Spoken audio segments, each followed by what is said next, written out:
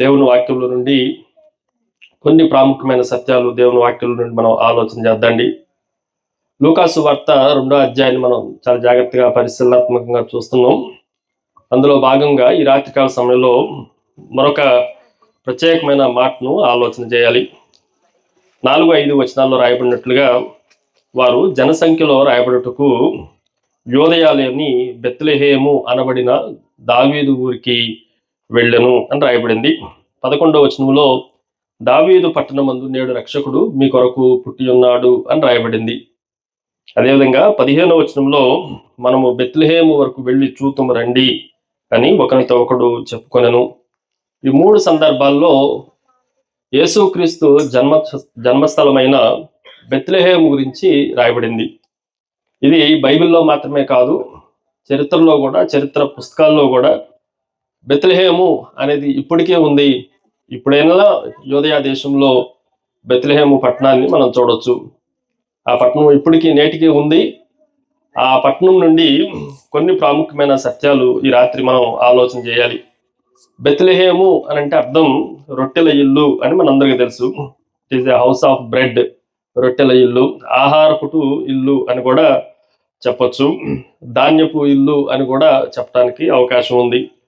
కానీ బెత్లెహేమును గురించిన విషయాలు మనం జాగ్రత్తగా ఆలోచన చేస్తే ఈ రాత్రికాల సమయంలో ఒక చిన్న సత్యాన్ని రాత్రి మనం ఆలోచన చేయాలి. చూడండి, ప్రవచనాల్లో రాయబడినట్లుగా మీకా గ్రంథం 5వ అధ్యాయం, మీకా గ్రంథం 5వ అధ్యాయంలో నుండి ఒక్క మాటను నేను చదువుతున్నా. చూడండి, మీకా గ్రంథం 5వ అధ్యాయం 2వ వచనం మనందరికీ తెలిసిన వాక్య భాగం. మీకా గ్రంథం 5వ అధ్యాయం 2వ వచనం ఎవరైనా చదవగలిగితే చదవండి. బెత్లెహేము ఎఫ్రాతా యోదావారి స్వల్పమైన గ్రామమైనను నా కొరకు ఇశ్రాయేలును ఏలబోవువాడు నీలో నుండి వచ్చును. చాలండి. బెత్లెహేము ఎఫ్రాతా 2 పేర్లు రాయబడ్డాయి. బెత్లెహేముకున్న 2 పేర్లు అక్కడ రాయబడతా వచ్చినాయి. యోదావారి కుటుంబములలో, అందరూ చెప్పండి, యోదావారి కుటుంబములలో, అందరు గట్టి చెప్పండి, యోదావారి కుటుంబములలో నీవు స్వల్పమైన గ్రామము, నీవు స్వల్ప గ్రామము అయినను. ఇది రాత్రి మనం కొద్దిగా ఆలోచించాల్సిన విషయం.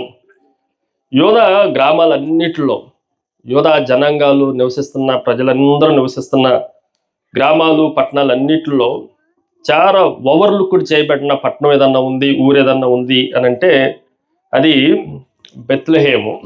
ఏ ఊరిని పట్టించుకోలేదు? చెప్పండి. అది స్వల్ప గ్రామము అని రాయబడింది. స్వల్ప గ్రామము అయినను నీలో నుండి ఇశ్రాయేలు అందరినీ ఏలబోవాడు రాబోతున్నాడు. ఈరోజు కొంచెం జాగ్రత్తగా ఈ రాత్రి దేవుని వాక్యాన్ని బెత్లెహేములో నుండి ఒకే ఒక పాఠాన్ని ఈ రాత్రి మీకు జ్ఞాపకం చేస్తాను. అదేంటి అని అంటే, ఈ రాత్రి మనల్ని పట్టించుకునే వాళ్ళు ఎవరు ఉండకపోవచ్చు. మనము చాలా స్మాల్ విలేజ్, చిన్న గ్రామము, కుగ్రామముగా కనపడవచ్చు. మనము మనుషులంగా దేవుని ఎదుట, మనుషుల ఎదుట, ప్రజల ఎదుట, రాజుల ఎదుట, ప్రభుత్వాల ఎదుట చాలా సింపుల్గా, సింగిల్గా, అవుట్లుక్డ్గా మనం కనబడటానికి అవకాశం ఉంది. ఓవర్లుక్ అన్న మాట కొన్ని బైబిల్లో రాయబడతా వచ్చింది. దాన్ని తెలుగు భాషలో చెప్పాలి అని అంటే చాలా అర్థాలు ఉన్నాయి. నేను కొన్ని పదాలు మీకు జ్ఞాపకం చేస్తాను, జాగ్రత్త వినండి. ఏంటి అని అంటే, పట్టించుకోకపోవటం. అన్ని గ్రామాల్లో ఏ గ్రామాన్ని పట్టించుకోలేదు చెప్పండి? బెత్లెహేముని వాళ్ళు పట్టించుకోలేదు. ఇంకా చెప్పాలంటే గమనించని గ్రామం. ఓవర్లుక్డ్ అంటే గమనించకపోవటం, పట్టించుకోకపోవటం, ఇంకా ఏంటి చెప్పండి?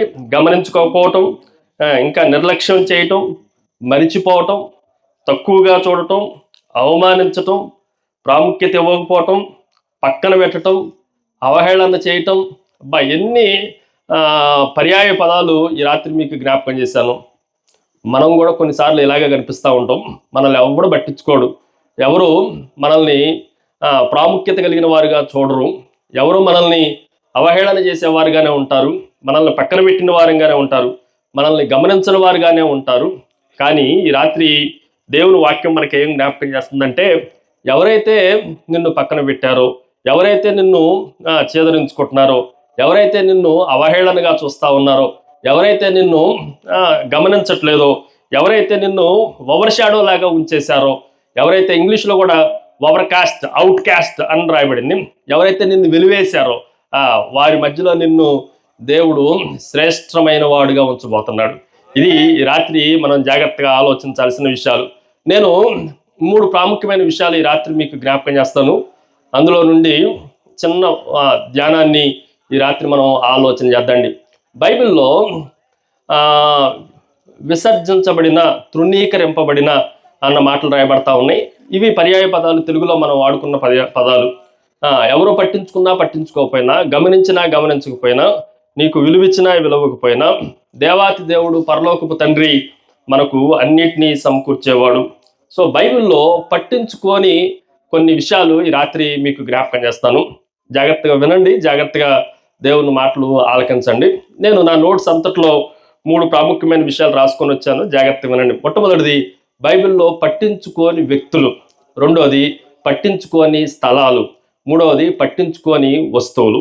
ఇవి మూడు ఈ రాత్రి మీకు జ్ఞాపకం చేస్తా. అవుట్లైన్ ఇచ్చేసిన తర్వాత అందులో నుండి ఒక చిన్న విషయాన్ని ఈ రాత్రి మీకు జ్ఞాపకం చేస్తాను.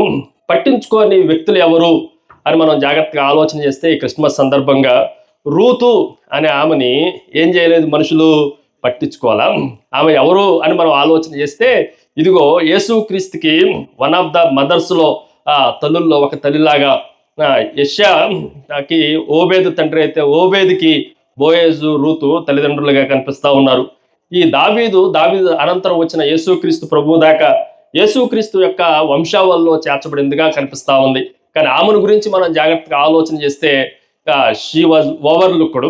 ఆమె పట్టించుకొని గమనించని పరిస్థితులుగా ఉంది. ఎందుకు గమనించలేకపోయారు అనంటే 3 విషయాలు మీకు జ్ఞాపకం చేస్తా. ఒకటి, ఆమె అన్యురాలు గనక, ఆమె మోయాబురాలు గనక, ఆమె దేవునికి దూరమైన వ్యక్తి కనుక ఏం చేయలేదు అనంటే ఆమెను పట్టించుకోవటానికి ఎవరో ఇష్టపడలేదు.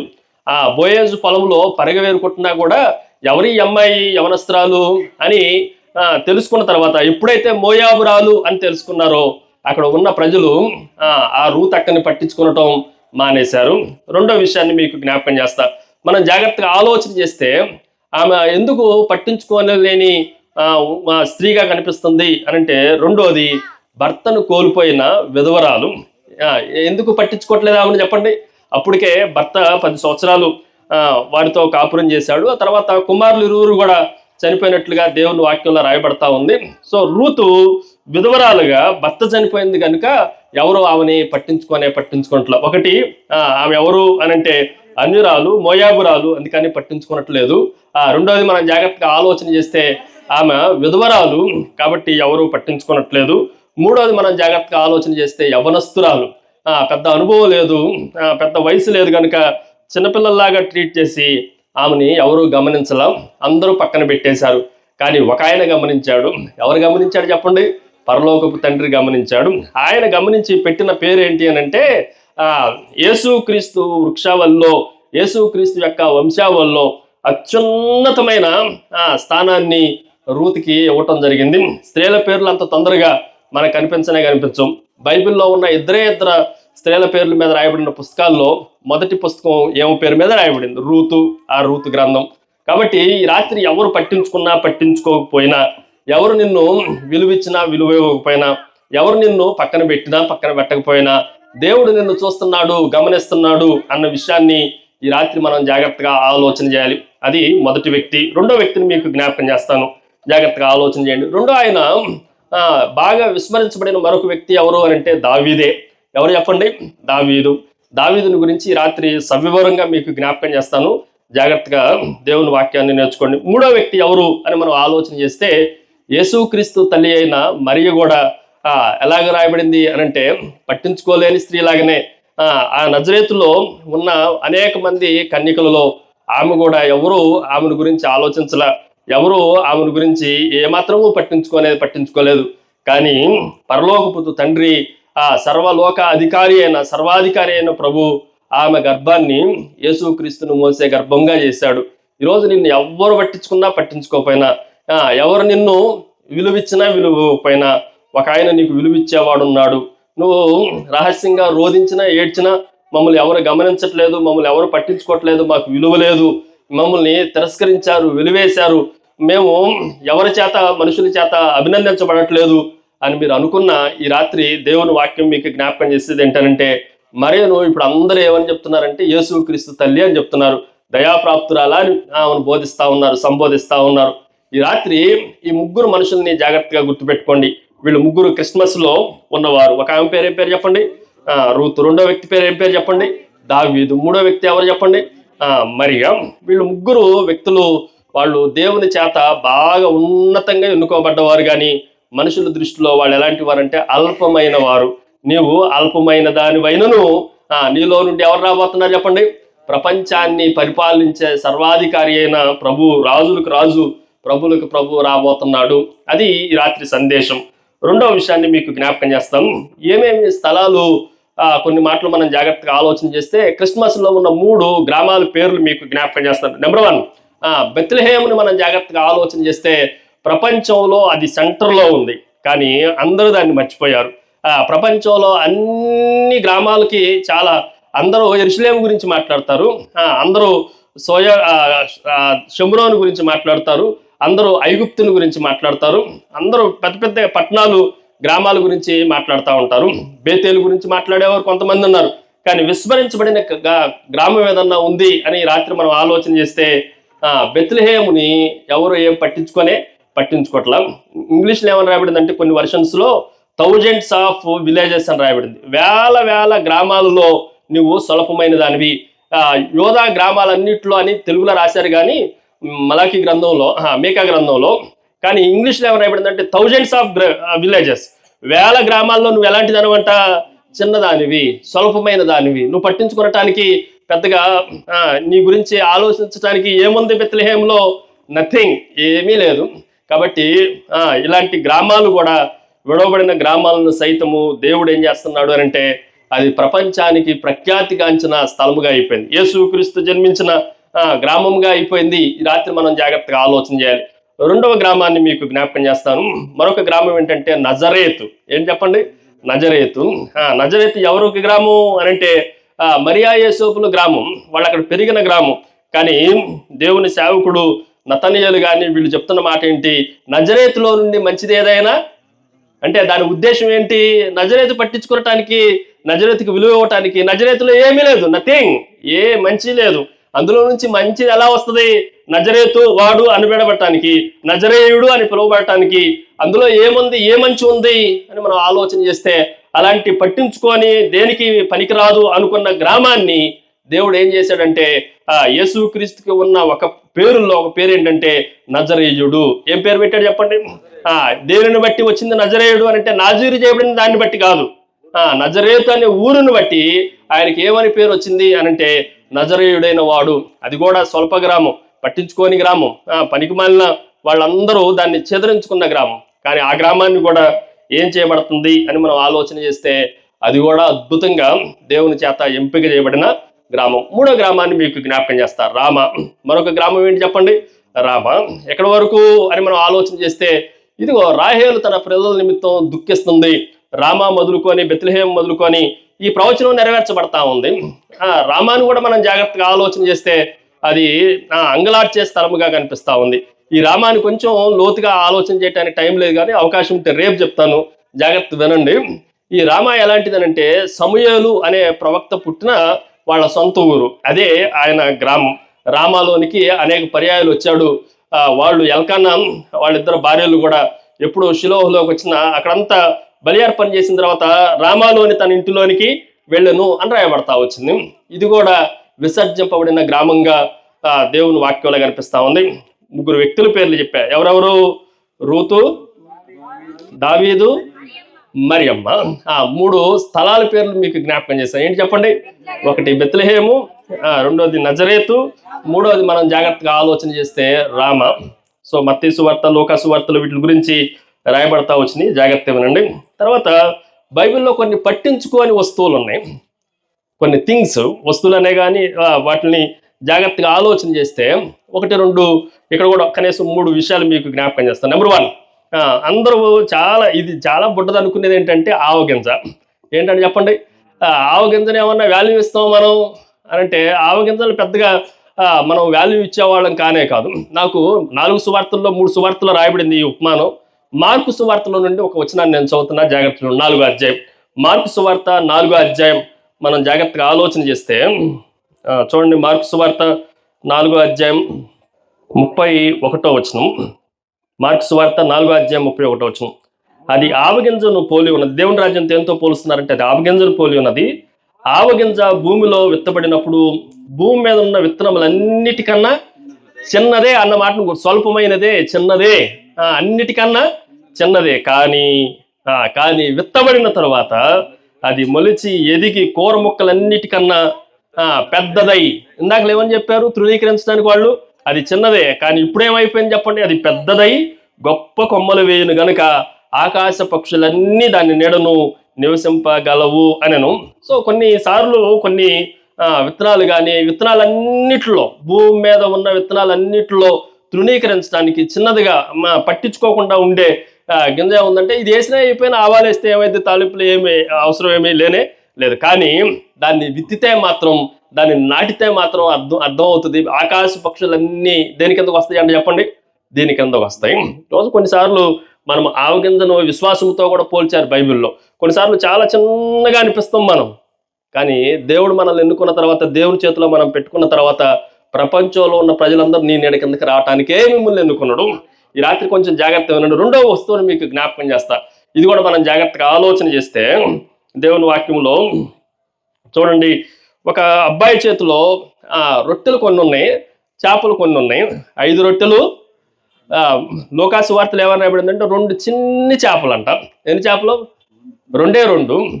అతను చేతిలో లోకాసు వార్త 8వ అధ్యాయంలో మనం చదివితే వాళ్ళందరూ ఏమనన్నారు, లేదంటే యోహాను సువార్త 6వ అధ్యాయంలో మనం చదివినా కూడా ఒక మాటను చదువుతున్నా చూడండి, దేవుని వాక్యంలో నుండి 9వ వచనం. లూకాసు వార్త 6వ అధ్యాయం 9వ వచనం. ఇక్కడ ఒక చిన్నవాని వద్ద 5 యవల రొట్టెలను 2 చిన్న చేపలు ఉన్నవి, కానీ చెప్పండి అక్కడ నాకు దాని గురించి ఆలోచించినప్పుడు ఇంతమందికి ఇవి ఏమాత్రం అని చెప్పండి, ఇవి ఎంత మాత్రం, ఇవి ఏమాత్రం 5 యవల రొట్టెల్లో 2 చేపలు ఏమాత్రం అని అంటే ప్రభువు చేతిలో పెడితే ఏమాత్రం అయినాయి చెప్పండి, 5,000 మందికి భోజనం చేయగా, సమృద్ధి చేయగా, ఎంతమందికి ఇంకా మిగిలినంటే 12 గంపలు. నీకు కనిపించేది, లోకం దృష్టిలో నీకు కనిపించేది ఏమంత, ఇది ఎంత మాత్రం ఒక అబ్బాయికి మాత్రమే, చిన్నపిల్లోడికి మాత్రమే సరిపోయే ఫుడ్ అది. కానీ ఆ ఫుడ్ని దేవుడు ఏం చేయగలడు అని మనం ఆలోచన చేస్తే అందరూ పట్టించుకోలే. ఆ చిన్నపిల్లవాడిని 5 రొట్టెలు 2 చేపలను ఎవడూ పట్టించుకోలేదు. కానీ దేవుని చేతిలోనికి వచ్చిన తర్వాత అది విస్తారంగా అనేక మందికి, 5,000 మంది పురుషులు తిన్నారని రాయబడింది. స్త్రీలని మిగిలిన చిన్నపిల్లలు కూడా లెక్క పెడితే సుమారు 20,000 పైన ఉంటారు, మనకి జ్ఞాపకం చేసుకో. అంతమందికి సరిపోయినంతగా ఈ చిన్న వాటిని దేవుడు, మీరు పట్టించుకోకపోయినా మిమ్మల్ని అనేక వేల మందికి దేవుడు ఆశీర్వాదకరంగా చేయగలడు. అది కూడా మనం జాగ్రత్తగా ఆలోచన చేయాలి. మరొక వస్తువుని మీకు జ్ఞాపకం చేస్తాం. రాజుల 2వ గ్రంథం 4వ అధ్యాయంలో మనకి ఒక విధవరాలు కనిపిస్తూ ఉంటుంది. అతని యజమానుడు అప్పులు చేసి అన్ని పోగొట్టుకున్న తర్వాత వాళ్ళు వచ్చి 2 కుమారుల్ని పట్టుకొని వెళ్ళిపోవాలి, దాసులుగా చేయాలనుకున్నప్పుడు వాళ్ళ ఇంట్లో అక్కడ దేవుని సేవకుడు అడుగుతారమ్మా మీ ఇంట్లో ఏముందనంటే ఆమె చాలా దీనంగా ఏమీ చెప్పలేక, ఏమున్నాయ్యా ఏమీ లేవు, ఒకటి ఉంది. తెలుగులో ఏమన్నానంటే చిన్న కుండ అని రాయబడింది, కానీ ఇంగ్లీష్లో ఏమని రాయబడిందంటే very small jar of oil అని రాయబడింది. చాలా చిన్న నూనె బుడ్డి ఒకటి కనిపిస్తూ ఉంది. ఇది మనం జాగ్రత్తగా ఆలోచన చేస్తే ఎంతది, చాలా చిన్నది.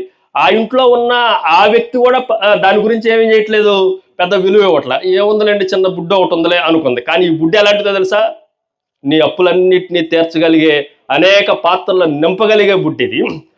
దేవుని చేతిలోనికి వస్తే, దేవుని సేవకుడైన ప్రవక్త చేతిలోనికి వస్తే ఇది ఎంత అద్భుతంగా మారిపోయింది అని మనం ఆలోచన చేస్తే ఈ బుడ్డి కాస్త ఏమైపోయింది చెప్పండి. ఎన్ని పాత్రలు తీసుకొస్తారో అన్ని పాత్రలు తీసుకొని రండి, అన్ని పాత్రలు అయిపోయిన తర్వాత నూనె ఆగిపోయింది.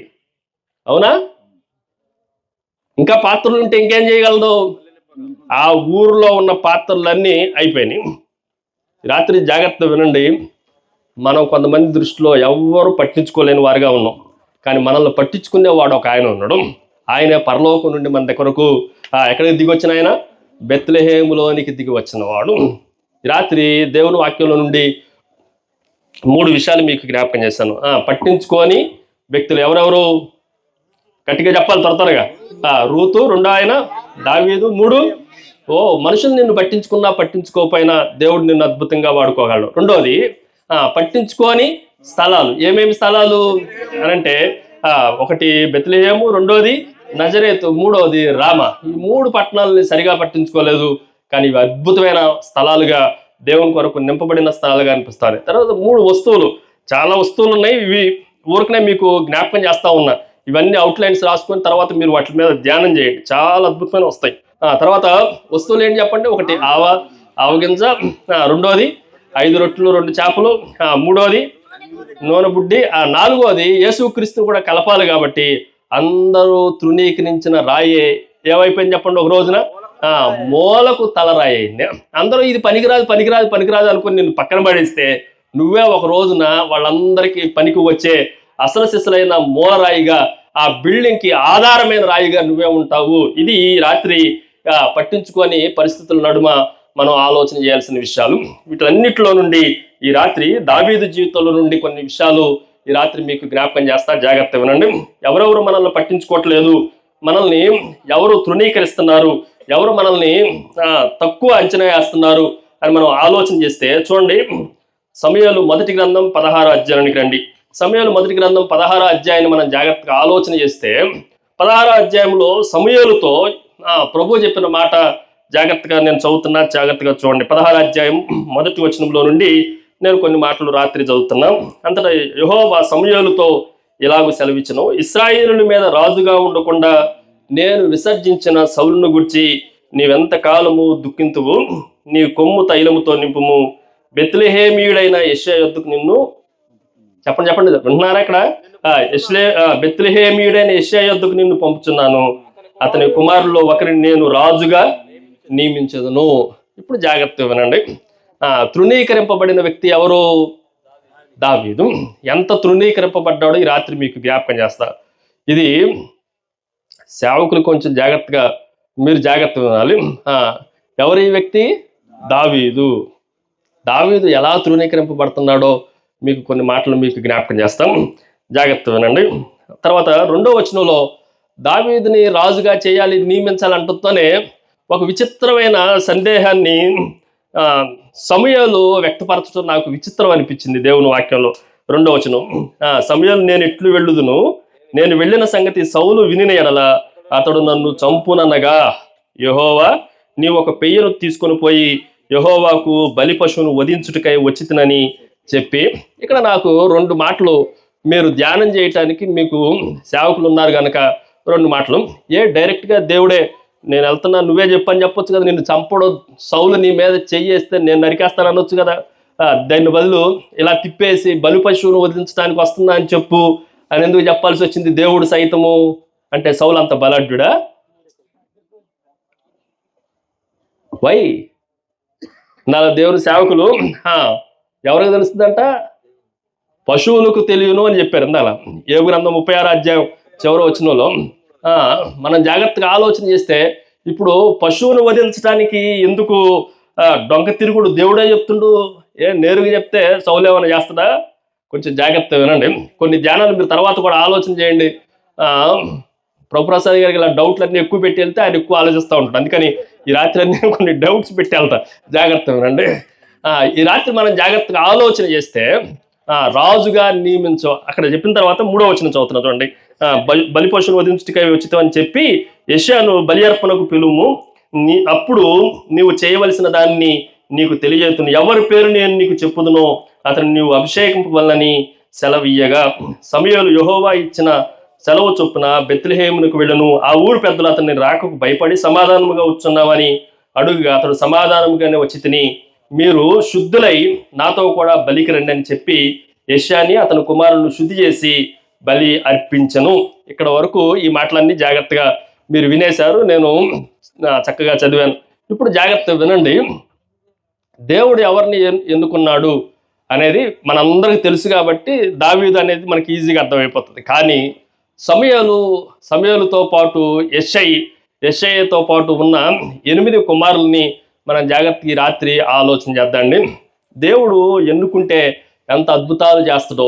మనుషుల దృష్టిలో మనం తృణీకరింపబడిన వారమైన ఓవర్లుక్కుడు మనల్ని మనం దేవుణ్ణి తండ్రి కూడా మనల్ని ఓవర్లుక్ చేసేస్తాడా అంటే తండ్రి కూడా మనల్ని ఓవర్లుక్ చేస్తాడు. తండ్రి కూడా మనల్ని పట్టించుకోడు. కడుపున పుట్టిన తండ్రి కూడా మనల్ని పట్టించుకోకపోవచ్చు. కానీ ఈ రాత్రి కొంచెం జాగ్రత్తగా ఆలోచన చేస్తే నలుగురు ఈ సందర్భం అంతట్లో నలుగురు ఎలాగూ పట్టించుకోలేదో మీకు జ్ఞాపకం చేస్తా. నెంబర్ 1 మొట్టమొదటిగా రాజుని గురించి జాగ్రత్తగా ఆలోచన చేద్దాం. అప్పటికే ఉన్న రాజు ఎవరు అనంటే సౌలు. అప్పటికే గొలియాతుతో యుద్ధం ప్రారంభించబడింది. సౌలుని దావీదు దగ్గర నుంచి కబురు వెళ్ళింది. ఏమని వెళ్ళిందంటే నేను గొలియాతును చంపగలను.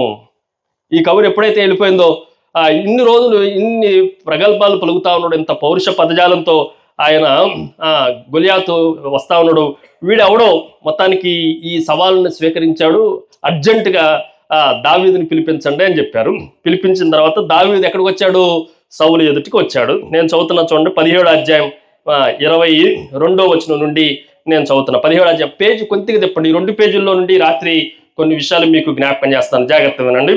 32వ వచనం, ఈ ఫిలిష్తీయుని బట్టి ఎవరి మనసును కృంగ నిమిత్తము లేదు, మీ దాసుడిని నేను వానితో పోట్లాడుదునని దావీదు సౌలుతో అనగా, సౌలు ఎలాంటి వాడో చూడండి. సౌలు ఈ ఫిలిష్తీని ఎదుర్కొని వానితో పోట్లాడుటకు నీకు చెప్పండి నీకు బలము చాలదు, నీవు బాలుడు. వాడు బాల్యం నుండి యుద్ధాభ్యాసం చేసిన వాడని ఏం చెప్పాడు అనంటే 3 విషయాలు చెప్పాడు. సౌలు ఎలా తృణీకరిస్తాడంటే మొదటిది నీకు బలము లేదు, రెండోది నువ్వు బాలుడివి, మూడోది నీకు యుద్ధాభ్యాసం లేనే లేదు. సౌలు గొలియాతు లాగా నువ్వు పనికి రావు అన్నాడు. ఏమన్నాడు? ఉన్నారేడా? నువ్వు బాలుడవు, నీకు బలము లేదు, ఇంకేం లేదు, నీకు యుద్ధాభ్యాసం లేదు, నువ్వు ఈ యుద్ధోపకరణాలు ధరించాలన్నా కూడా నువ్వు ధరించలేవు, నువ్వు అన్ఫిట్, నువ్వు రాజుగా కాదు అసలు నువ్వు యుద్ధం చేయటానికి కూడా ఏం చేయలేవు, నువ్వు పనికి రావు. నువ్వు ఎలాగంటావు అయ్యా? నువ్వు ఎలాగ వస్తావు? నేను ఫిలిష్తీయుడిని చంపేస్తానని ముందుకు ఎలా వస్తావు? నువ్వు పనికి రావు. ఎవరి దృష్టిలో ఈయన తృణీకరింపబడిన వాడుగా, పట్టించుకోని వాడుగా ఉన్నాడు అనంటే నెంబర్ 1 మొట్టమొదటిది ఆ రాజుల్లో రాజు చాలా అద్భుతమైన రాజు, దేవుడు కోరుకున్న రాజు, దేవుని చేత ఏర్పాటు చేయబడిన రాజు సౌలు దావీదుని తృణీకరించడం మనం జాగ్రత్తగా ఆలోచన చేయాలి. రెండో వ్యక్తిని మీకు జ్ఞాపకం చేస్తా. ఇంకా ఎవరు తృణీకరించారు అని మనం ఆలోచన చేస్తే వాళ్ళ అన్నదమ్ములు తృణీకరిస్తున్నారు. ఏమని తృణీకరించారు అనంటే పెద్దన్నయ్య, అందరికన్నా పెద్దవాడు పేరు ఏం పేరు చెప్పండి? ఏలియాబు. ఆయన గురించి కూడా ఇదే అధ్యాయం మనం చదువుతున్నా. 28వ వచనం నుండి నేను చదువుతున్నా. అతడు వారితో మాట్లాడినది అతని పెద్దన్న, నేను గొలియాతును చంపేస్తాను, నేను హతం చేస్తాను, ఫిలిష్తీయుడు ఎలాగ మాట్లాడకూడదు అని చెప్పిన మాట ఎవరికి వినబడిందంటే చెప్పండి? 28వ వచనం ప్రకారం అతడు వారితో మాట్లాడినది అతని పెద్దన్నయ్యగు ఏలియాబునకు వినబడగా, ఏలియాబునకు దావీదు మీద కోపం వచ్చి అతనితో, నీవు ఇక్కడకు ఎందుకు వచ్చితివి? అరణ్యంలో నీ చిన్న గొర్రె మందను ఎవరు వశం చేసితివి? నీ గర్వమును నీ హృదయపు చెడుతనమును నేను ఎరుగుదును, యుద్ధము చూచుటికే కదా నీవు వచ్చితివి అనేను. ఇప్పుడు వాడు పెద్దన్నయ్య ఏమంటుండు? ఇంకా సీరియస్గా మాట్లాడుతుండ. ఆయనన్న మంచి పాదాలతో మాట్లాడు, నువ్వు బాలుడు బలదాలని. ఇవాళ వాడు సొంత అన్నయ్య పెద్దన్నయ్య ఏమంటుండు? పెద్దన్నయ్యలు అందరికీ చిన్నోడు అంటే భలే చిన్న చూపు. ఇక్కడ కొంతమంది పెద్దన్నలు ఉన్నట్టున్నారు మా మధువన్ లాగా. చిన్నోళ్ళు అంటే ఎవరు? భలే చిన్న చూపు. నేను కూడా మా ఇంట్లో చిన్నోడిని, జాగ్రత్త చెప్తా వినండి. చిన్నోళ్ళ బాధలన్నీ నాకు తెలుసు, పెద్దోళ్ళ బాధలన్నీ మీకు తెలుసు. మనం జాగ్రత్తగా ఆలోచన చేస్తే ఏమంటుండో, అరే నువ్వు ఎందుకు వచ్చినావు ఇక్కడికి? ఎందుకు వచ్చినావు నువ్వు ఇక్కడికి? ఎందుకు వచ్చినావు? అరణ్యంలో ఆ చిన్న మందని ఏం చేసినావు? ఆ చిన్న గొర్రెల మందని ఏం చేసినావు? నీకు అప్పగించిన పని ఏం చేసినావు? ఇంకేం చెప్తుందంట, నీ గర్వమును నీ హృదయపు చెడుతనమును నేను ఎరుగుదును, యుద్ధం చూడటానికి వచ్చిన. యుద్ధం చేయటానికి కూడా అంటలా ఆయన. దేనికి వచ్చినావు అంట? నువ్వు యుద్ధం చూచుటికే కదా నీవు వచ్చితివి. అన్నా పెద్దన్న ఏం చేసినా నిన్ను? నేను ఎంత బలాఢ్యున్నో, ఏ సింహాన్ని ఎలుగుబంటిని నేను చేల్చాను నీకేం తెలుసు? నువ్వు యుద్ధ నైపుణ్యత కలిగిన వాడైతే అయ్యి ఉండొచ్చు. అన్నయ్య ఏం చేస్తున్నా చెప్పండి? జ్యేష్ఠుడైన అన్నయ్య ఏం చేస్తుందనంటే చాలా తృణీకరిస్తూ ఉండడం. అసలు చేదరించుకుంటుండవు. మాటలో చెప్పాలంటే పట్టించుకోవటం కూడా కాదు. అతను రాక అతనికి ఏం చేసిందనంటే ఇంకా తర్వాత జాగ్రత్తగా ఆలోచన చేసి 29వ వచనంలో, అందుకు దావీదు నేనేం చేసి తిని మాట మాత్రం పలికితినని చెప్పి అతని యొద్ద నుండి తిరిగి మరి ఒకని ఆ ప్రకారం అడుగ్గా జనులు వారికి అదే ప్రకారము ప్రత్యుత్తరం, ఇలా అందరూ ప్రత్యుత్తరం ఇస్తే సౌలు దగ్గరకు వచ్చింది ఆ వార్త. ఇప్పుడు ఎవరెవరు తృణీకరించారు చెప్పండి? రాజు తృణీకరించాడు. ఆ రెండోది పెద్దన్న ఏలియాబు తర్వాత అన్నలు కూడా తృణీకరించారు. ఆ విషయాలన్నీ మనం జాగ్రత్తగా ఆలోచన చేద్దాం. మూడవది ఇంకెవరు తృణీకరిస్తున్నారు అనంటే ఇప్పుడు యెషయా వంతు వచ్చింది. ఎవరు తృణీకరిస్తున్నారు? యెషయా ఏం చెప్తున్నాడు అని మనం ఆలోచన చేస్తే సమూయేలు దగ్గరికి రండి, 16వ అధ్యాయానికి రండి. 16వ అధ్యాయాలు మనం జాగ్రత్తగా ఆలోచన చేస్తే 10వ వచనంలో ఇలాగ రాయబడింది. యెషయా షమ్మాని పిలవగా అలా అయిపోయింది. యెషయా తన 7 కుమారులను సమూయేలును ఎదుగుటకు పిలవగా సమూయేలు యెహోవా వీరిని కోరుకోలేదని చెప్పి నీ కుమారులు అందరూ ఇక్కడ ఉన్నారా అని యెషయాను అడగ్గా అతడు ఇంకను కడసారి వాడు ఉన్నాడు, అయితే వాడు గొర్రెలు కాయచున్నాడు అని చెప్పెను. అందుకు సమూయేలు వారిని పిలిపించుము, అతడు ఇక్కడికి వచ్చే వరకు మనం కూర్చుందామని యెషయాతో అనగా. జాగ్రత్తగానండి. మరి తండ్రి ఎలా తృణీకరిస్తుండో, తండ్రి హృదయంలో, తండ్రి ఆలోచనలో దావీదు యొక్క ఉద్దేశం, దావీదుని గురించి ఏం ఆలోచిస్తుండో అని అంటే ఇందాక చెప్పా కదా, 3 కారణాలు చెప్తా. ఇందాక నా ప్రశ్న ఏంటి, డౌట్ ఏం చెప్పాను? సమూయేలుని నన్ను సౌలు చంపుతాడు అని అంటే ఏమని చెప్పాడు, ఏమని దేవుడు సమాధానం చెప్పాడని చెప్పాను? నువ్వు బలి ఇవ్వటానికి వెళ్ళయ్యా. ఇది కొంచెం జాగ్రత్తగానండి. బలి ఇవ్వాలి అనంటే ఉద్దేశం ఏంటి అనంటే బలి ఇచ్చే ఎవరైనా సరే ఆ ఇంట్లో ఉన్న అందరు కొడుకులను పిలవాలి బలి ఇవ్వాలి అనంటే. కానీ బలి ఇచ్చే టైంలో కూడా, ఆ ఫీస్ట్ చేసే టైంలో కూడా, ఆ బలి అర్పణ చేసే టైంలో కూడా తండ్రి అయిన యెషయాకి దావీదు పెద్దగా అవసరం పడినోడిగా కనిపించట్లా. 7 పిలిచాడు. ఆ 7 దావీదు లేడు. మొత్తం యెషయాకి ఎంతమంది కుమారులు? 8 మంది కుమారులు. 7 మాత్రమే పిలిచాడు.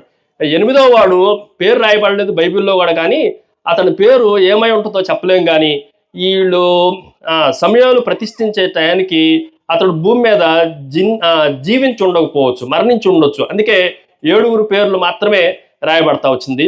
అంతేనా? యెషయాకి ఎంతమంది కుమారులు? 8 అని రాయబడింది. 17వ అధ్యాయం 12వ వచనంలో మీరు చదవండి. 17వ అధ్యాయం 12వ వచనం. దావీదు యోధా బెత్లెహేమీయుడగు ఎఫ్రాయితీయుడైన యెషయాను అని కుమారుడు యెషయాకి 8 కుమారులుండిరి. మొత్తం ఎంతమంది టోటల్ అంటే 8 మంది. కానీ ప్రతి చోట మీరు దినవృత్తాంతాలు మొదటి గ్రంథం 2వ అధ్యాయం 12 నుంచి 17 దాకా చదివినప్పుడు కూడా 7 పేర్లే కనిపిస్తాయి. అందులో 7వ వాడు దావీదు అని రాస్తాడు. కానీ ఉన్న కుమారులు ఎంతమంది? 8 మంది. ఒకడు భూమి మీద లేని కారణంగా అతని పేరు ప్రస్తావించలేదు కాబట్టి 7 పేర్లే రాయబడతా ఉన్నాయి. కడసారి వాడు ఒకడున్నాడు. వాడు ఎక్కడున్నాడంట? చెప్పండి. బలి అర్పణకి ఎందుకు పిలవలేదే మరి వాడిని? బలి అర్పించాలి అనంటే ఎందుకు పిలవలేదు అతన్ని? లేదు, వాడిని పిలవటానికి అంటే నా భాషలో చెప్తాను నేను. వాళ్ళ నాన్న ఏమనుకున్నాడు అని అంటే, మా వాడు దావీదు కింగ్ మెటీరియల్కి సరిపోడు అనుకున్నాడు.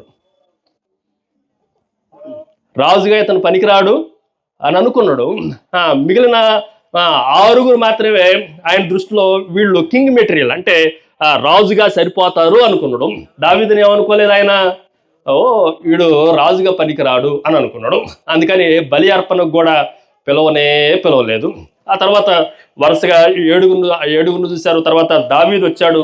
దావీదుని ప్రభువుని కోరుకున్నట్టు మనం చూస్తాం. ఆ తర్వాత మరలా 17వ అధ్యాయానికి రండి. ఈ తండ్రి ఎలాంటి వాడో కొన్ని మాటలు మీకు జ్ఞాపకం చేస్తాం.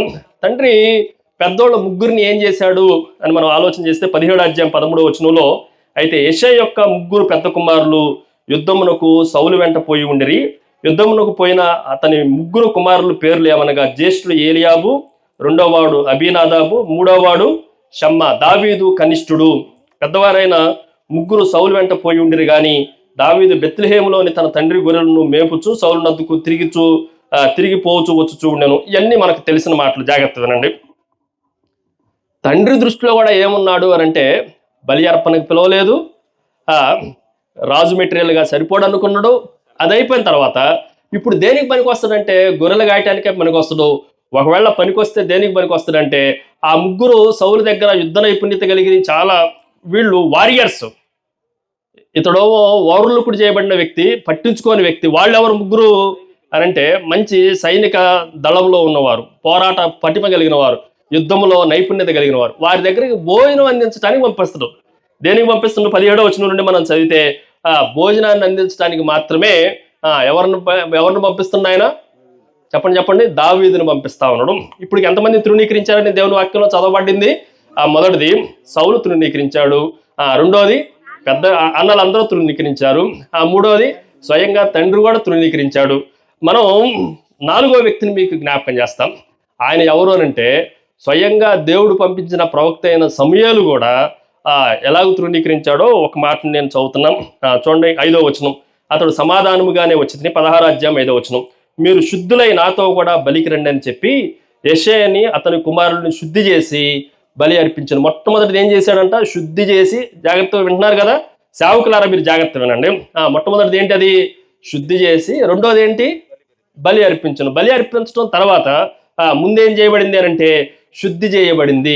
ఆ 7గురిని, ఒక అతను లేడు అనుకుంటే 6గురిని ఏం చేశాడు అనంటే సమూయేలు శుద్ధి చేశాడు. శుద్ధి చేసిన తర్వాత బలి అర్పించిన తర్వాత ఇప్పుడు వాళ్ళల్లో వరుసగా నిలబడ్డారేమో, కానీ మొట్టమొదటి వ్యక్తి సమూయేలు దగ్గరకు వచ్చాడు.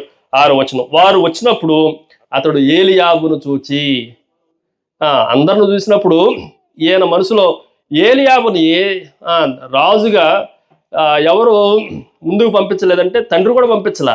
ఏలియాబును చూడటంతోనే ఎవరికి అనిపించింది ఇది అంటే సమూయేలుకి అనిపించింది. షమ్మాని పంపించాడు, అబీనాదాముని తండ్రి పంపించాడు, కానీ ఏలియాబుని తండ్రి ముందుకు పంపించి పెద్ద కొడుకు వీడిని రాజులాగా సెలెక్ట్ చేసుకుని అనుకోవాలా, అనలేదు. అనక ముందే ఎవరు దృష్టిలో పడిపోయాడు అనంటే సమూయేలు దృష్టిలో పడిపోయాడు. అందుకే 6వ వచనం అలా రాయబడింది. వారు వచ్చినప్పుడు అతడు ఏలియాబును చూసి, అతడు అంటే ఎవరు? సమూయేలు. ఏలియాబును చూసి నిజముగా యెహోవా అభిషేకించిన వాడు ఆయన ఎదుట నిలిచి ఉన్నాడు అనుకున్నాను. అయితే యెహోవా సమూయేలుతో చెప్తున్న మాట ఇలాగ సెలవిచ్చిన, అతని రూపమును గాని అతని ఎత్తును గాని లక్ష్య పెట్టుకోము, అతడు నాకు పనికిరాడు. అంతే కదా. ఆ మాటలన్నీ మనం జాగ్రత్తగా, బాగా మంచి రూపం కలిగిన వాడు ఎవరు? పెద్ద కొడుకు ఏలియాబు. రాజుకి తగ్గట్టుగా మంచి రూపం ఉన్నవాడు. రెండోది మంచి హైట్ ఉన్నవాడు. సమూయేలు ఏమనుకున్నాడంటే దావీదును చూడకముందే ఎవరిని సెలెక్ట్ చేసుకుంటుండో, అబ్బాయి ఏలియాబు అయితే పర్ఫెక్ట్.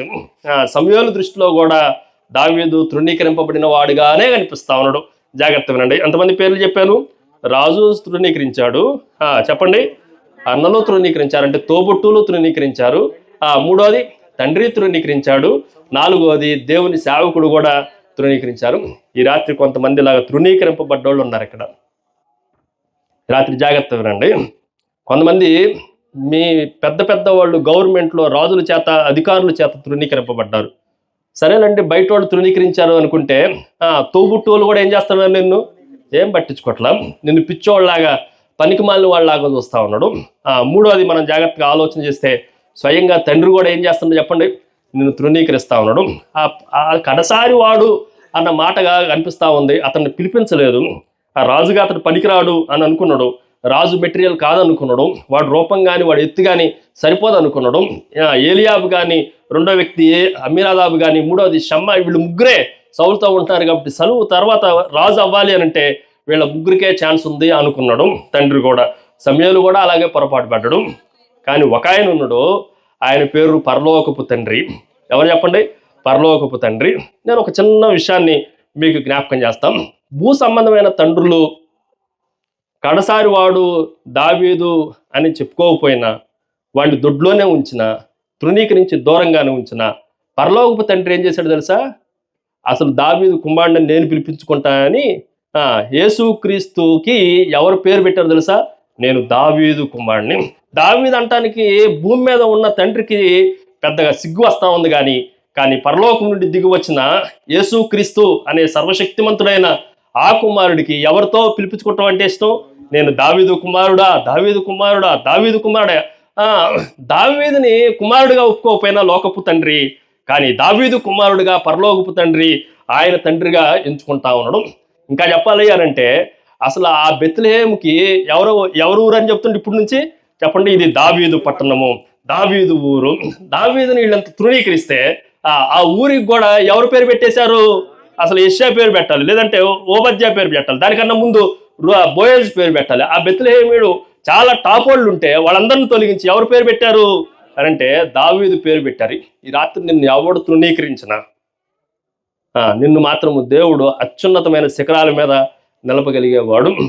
మీరు తృణీకరింపబడుతున్నారు, విసర్జించబడుతున్నారు అని అనుకోవటానికి వీల్లేనే లేదు. ఎందుకనంటే ఆ దావీదు తండ్రి, ఒక తండ్రి ఎలాగైతే తృణీకరింపబడ్డారో యేసుక్రీస్తు కూడా కుమారుడుగా వచ్చి ఆయన కూడా మనుషులందరి చేత తృణీకరింపబడ్డారు. ఎంత తృణీకరింపబడ్డారంటే ఏ మనుషుడు ఆయనకు సత్రములో స్థలము లేనే లేదు. తొట్టులో పండుకున్నంతగా తృణీకరింపబడ్డాడు. ఓ దావీదును తృణీకరించారు కదా, నన్ను కూడా తృణీకరిస్తారు, నన్ను మాత్రమే కాదు మిమ్ములు కూడా తృణీకరిస్తారు. రెండో విషయాన్ని మీకు జ్ఞాపకం చేస్తా. ఎంతమంది తృణీకరించారు? ఉన్నారా మీరేడా? 4 తృణీకరించారు. ఎవరెవరు వాళ్ళు? రాజు తృణీకరించండు, అన్నలు త్రోబుట్టులు తృణీకరించారు, తండ్రి తృణీకరించాడు, 4వది దేవుని సేవకుడు కూడా తృణీకరించని వాడు ఎవడు? ఒకడే ఒక్కడు. దేవుడు, నీ దేవుడు నిన్ను ఎప్పటికీ తృణీకరించనే నువ్వెంత చిన్నవాడు అయినా.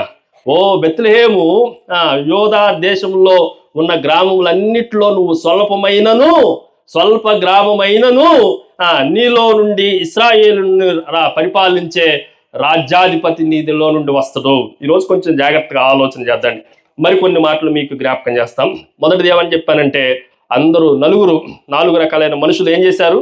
తృణీకరించారు. రెండవది, నాకు మరొక విచిత్రమైన విషయాలు ఈ రాత్రి మీకు జ్ఞాపకం చేస్తా, జాగ్రత్త వినండి. నాకు ఈరోజు కొద్దిగా ఎక్కువ టైం ఇచ్చారు కాబట్టి జాగ్రత్తగా. ప్రభుప్రసాద్ గారు 9 గంటలకల్లా ముగించాలన్నాడు, అందుకే ఎక్కువ టైం తీసుకుంటున్నాను ఇక్కడ కావాలని. తృణీకరింపబడిన టైం అయినా అదేమైంది చెప్పండి? మహా అద్భుతమైన టైం అవుతుంది. కొంచెం జాగ్రత్త వినండి. ఇప్పుడు మనం 16వ అధ్యాయంలో జాగ్రత్తగా ఆలోచన చేస్తే, 16వ అధ్యాయంలో ఊరు పెద్దలందరూ అడిగారు. ఏమని అడిగారు? ఎందుకు నువ్వు వచ్చావు? సమాధానంగానే వచ్చినట్టు వాళ్ళందరికీ ఏం చెప్పాడు? నేను సమాధానంగానే వచ్చా. ఈ విషయం ఎవరికి చెప్పొద్దు. కుమారులకి తెలిస్తే నీకు చంపేస్తారు కాబట్టి ఎవరికి తెలియదు. కానీ ఎవరికి తెలియాలి అని అంటే యెషయా కుమారులందరికీ తెలియాలి. యెషయా కుమారులకి ఎవరు రాజని తెలియాలి? దావీదు రాజని తెలియాలి. ఇప్పుడు ఒక మాట చదువుతున్నా, జాగ్రత్త చూడండి. 13వ వచనం చదువుతారు. అందరూ చదువుతారండి. ఇది 13వ వచనం, 16వ అధ్యాయం 13వ వచనం. సమూయేలు, ఆ పైన వచనం కూడా నాకు బాగా నచ్చిన మాట. నేను కోరుకున్నవాడు, అందరూ చెప్పండి, నేను కోరుకున్నవాడు, అందరూ తృణీకరించిన వాడు ఇతడే. కానీ ఇప్పుడు ఏం చెప్తున్నా? దేవుడు చెప్తున్న మాట, నేను కోరుకున్నవాడు ఇతడే. నీవు లేచి వారిని అభిషేకించమని యెహోవా సెలవీయగా సమూయేలు తైలపు కొమ్మును తీసి వారి సహోదరుల ఎదుట వారిని అభిషేకము చేసిన నాటి నుండి యెహోవా ఆత్మ దావీదు మీద బలముగా వచ్చును. తర్వాత సమూయేలు లేచి రామాకు వెళ్ళిపోయాను. ఇందాక రామా అని ఊరు చెప్పే కదా, రామాకు వెళ్ళిపోయాను. ఇప్పుడు జాగ్రత్త వినండి. కొన్నిసార్లు మనల్ని ఎలా తృణీకరిస్తారంటే చాలా విచిత్రంగా తృణీకరిస్తారు. రాజుగా అభిషేకించబడిన తర్వాత 17వ అధ్యాయంలో తండ్రి కానీ అన్నలు కానీ ఇలా మాట్లాడతారా? తాట తీస్తాడు మామూలుగా ఉంటే. 16వ అధ్యాయానికి ముందు ఒకవేళ ఇలాగ మాట్లాడితే, అభిషేకానికి ముందే ఒకవేళ ఇలా మాట్లాడితే, తండ్రి క్యారేజ్ బాక్సులు తీసుకొని ఇచ్చినారా అని అన్నా కూడా, వాళ్ళు ముగ్గురే సమరయోధులు, నువ్వు చేతగాని వాడు అన్నా కూడా, పెద్ద అన్నయ్య ఎందుకు వచ్చినారా మందను వదిలిపెట్టి అన్నా కూడా అది పనికి వస్తుంది. అభిషేకింపబడిన తర్వాత ఎవరు ఎదుట అభిషేకించాడు? అన్నల ఎదుట, సహోదరుల ఎదుట రాజుగా ఒక రోజున రాజు అవుతుడు. దేవుని చేత అభిషేకింపబడిన వాడు, సమూయేలు చేత అభిషేకించబడిన వాడు, నేను కోరుకున్నవాడు వీడే అని దేవుని చేత అభిషేకింపబడిన తరువాత కూడా మనల్ని అవమానించేవాడు, తృణీకరించేవాళ్ళు చాలా మంది ఉంటారు. సేవకులారా, మీరు అభిషేకింపబడిన తర్వాత కూడా మిమ్మల్ని తృణీకరించేవాళ్ళు చాలా మంది ఉంటారు. By don't care. మీరు ఎక్కడ మీ హృదయాలను తృణీకరించొద్దు, మీరు ఎక్కడ తొట్టిల్లొద్దు, ఎక్కడ మీరు కురింగిపోవద్దు. దావీదుని ఎప్పుడు తృణీకరించారో తెలుసా? దావీదుని అభిషేకం చేసిన తర్వాత వాళ్ళ అన్న మాట్లాడుతూ ఉండు, దావీదుని అభిషేకం చేసిన తర్వాత సౌలు మాట్లాడుతూ ఉండు, దావీదుని అభిషేకం చేసిన తర్వాత వాళ్ళ తండ్రి మాట్లాడుతూ ఉండు. దావీదుని అభిషేకం చేసిన తర్వాత అసలు ఇంకా తన్ను తాను తగ్గించుకోవటంలో అద్భుతంగా దావీదుని వాడుకుంటా ఉన్నాడు దేవుడు. ఈరోజు కొంచెం జాగ్రత్తగా ఆలోచన చేస్తే 16వ అధ్యాయంలో అభిషేకించిన తర్వాత ఆ అభిషేకం సౌలుకున్న దురాత్మలు వదిలించే అభిషేకం. ఏ అభిషేకం చెప్పండి అది? ఆ రోజు నుంచి ఎప్పుడు వచ్చిన 13వ వచనంలో దావీదుని దేవుడు సమూయేలు ద్వారా అభిషేకించాడు. 23వ వచనం దగ్గరకు వస్తే దేవుని యొద్ద నుండి దురాత్మ వచ్చి సౌలును పట్టినప్పుడల్లా దావీదు సితారా చేత పట్టుకుని వాయించగా దురాత్మ అతన్ని విడిచిపోయాను, అతడు సేద తీరి బాగా ఆయను. ఈరోజు మనం జాగ్రత్తగా కొన్ని మాటలు మీకు జ్ఞాపకం చేస్తా. ఇవన్నీ ఎప్పుడు అన్నారు? ఎప్పుడు తృణీకరించారు?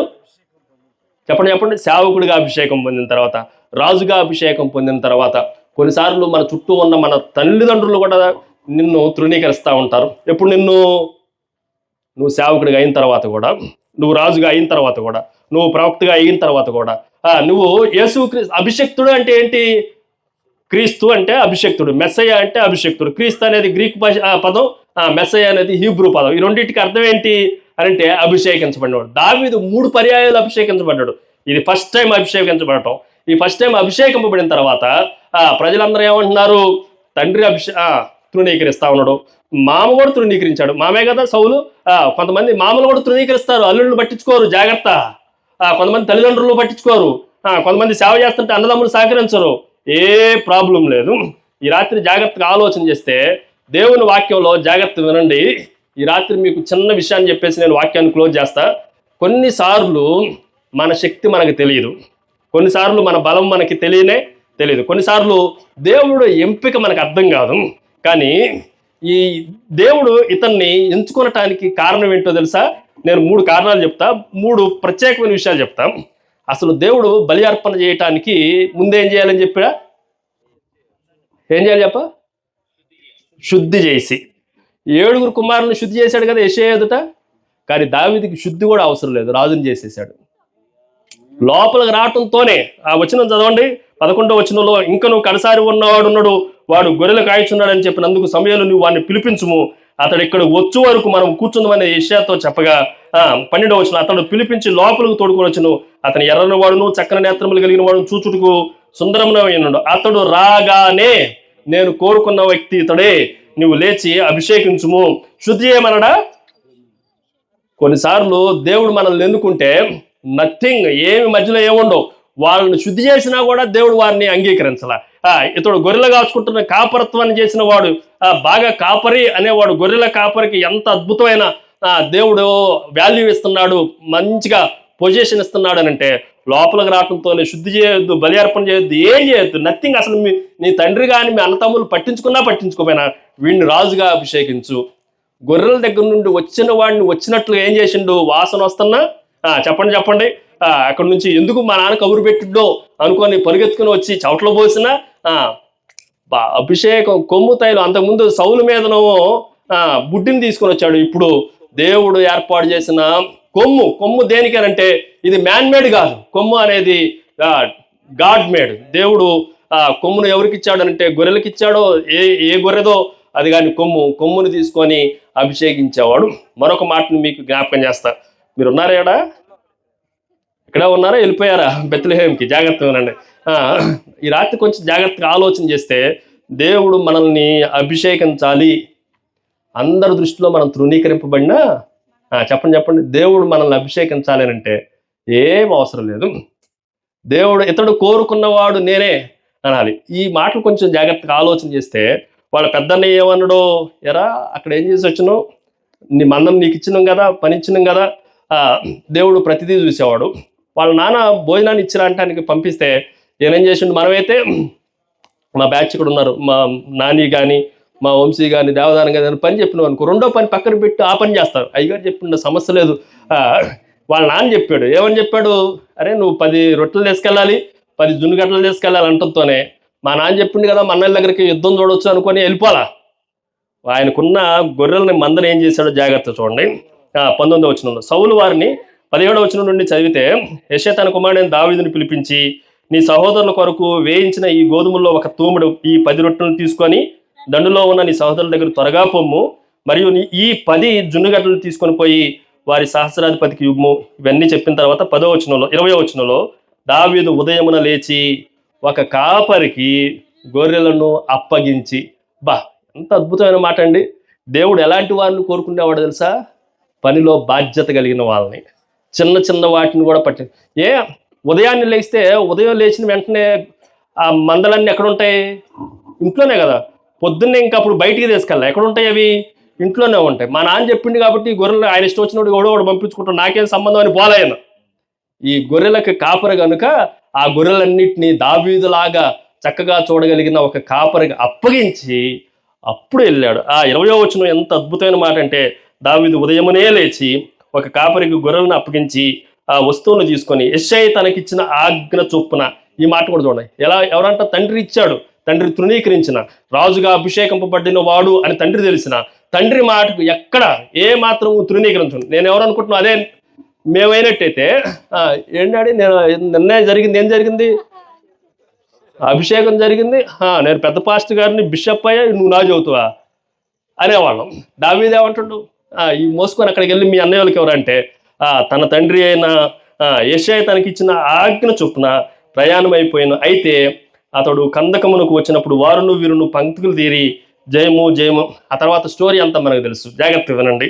ఈరోజు మనల్ని ఎవరు తృణీకరించిన, తండ్రులు తృణీకరించిన, చెప్పండి, తోబుట్టులు తృణీకరించిన, మన చుట్టూ ఉన్న అధికారులు తృణీకరించిన, మనల్ని అభిషేకించిన ఆత్మీయ తల్లిదండ్రులు తృణీకరించిన, తోటి సేవకులు తృణీకరించిన, నిన్ను కోరుకున్నవాడు దేవుడు, నిన్ను అభిషేకించిన వాడు స్వయంగా దేవుడు, నిన్ను రాజుగా నియమించాలని కోరుకున్నవాడు దేవుడు. తృణీకరింపబడిన రాయి ఒక రోజున ఏమైంది చెప్పండి, తలకు మూలరాయి అవుతుంది. ఇప్పుడు ఒక రోజున రాజు అయిన తర్వాత ఈ బలాఢ్యులుగా పిలువబడిన ముగ్గురు అన్నాలు ఎక్కడికి రావాల్సి వచ్చింది, దావీదు దగ్గర రావాల్సి వచ్చింది.